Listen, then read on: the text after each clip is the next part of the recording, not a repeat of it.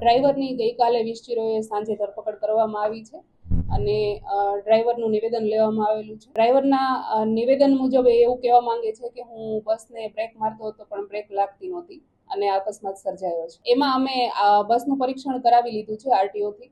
આરટીઓએ એવો અમને રિપોર્ટ આપી દીધો છે કે બસની બ્રેક ફેલ નહોતી કે બસમાં કોઈ મિકેનિકલ ખામી નહોતી. ડ્રાઈવરની ભૂલના લીધે જ અકસ્માત સર્જાયો હોઈ શકે. ના, અમારા સમક્ષ એવી કોઈ હકીકત હજુ આવી નથી કે સ્ટેરિંગ લોક થઈ ગયું છે અને એમણે એના માટે ફરિયાદ કરેલી હોય એવું કોઈ એમના તરફથી કોઈ પ્રૂફ આપવામાં આવેલું નથી.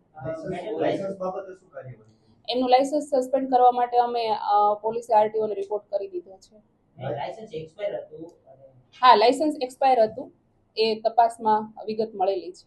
એજન્સીને અમે પોલીસ સમક્ષ હાજર રહેવા માટે નોટિસ આપી છે અને એજન્સી આજે અમારા સમક્ષ હાજર રહેવાની છે. ના, એવું કોઈ પર્ટિક્યુલર નામ હજી ડાંગરનું કે એવું કંઈ આવ્યું નથી. અમારી પાસે વિશ્વમ એજન્સી જે આરએમસી તરફથી જેને કોન્ટ્રાક્ટ આપવામાં આવ્યો હતો એ પીએમઆઈ એજન્સી એ પેટા કંપની વિશ્વમને કોન્ટ્રાક્ટ આપેલો હતો.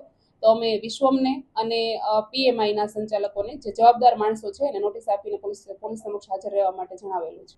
આરોપીની ધરપકડ કરેલી છે અને એને અમારે જે વિગત લેવાની હતી કે એમના જે સ્ટેટમેન્ટ લેવાના હતા એ લેવાઈ ગયા છે અને હવે અમે એમને સમય પૂરો થતા કોર્ટમાં રજૂ કરીશું. એમના નિવેદનમાં તો એક જ રટણ કરે છે કે હું બ્રેક મારતો હતો અને બ્રેક લાગતી નહોતી.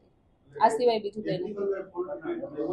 ના, ટેકનિકલ કોઈ ફોલ્ટ પોલીસ સમક્ષ આવેલું નથી. આરટીઓએ પરીક્ષણ કરી અને રિપોર્ટ આપી દીધો છે કે કોઈ મિકેનિકલ ખામી નથી. બ્લડ સેમ્પલ લેવાયેલા છે, એફએસએલમાં મોકલવામાં આવેલા છે સેમ્પલ અને એફએસએલ રિપોર્ટ આવે એના પર રાહ જોઈએ છે.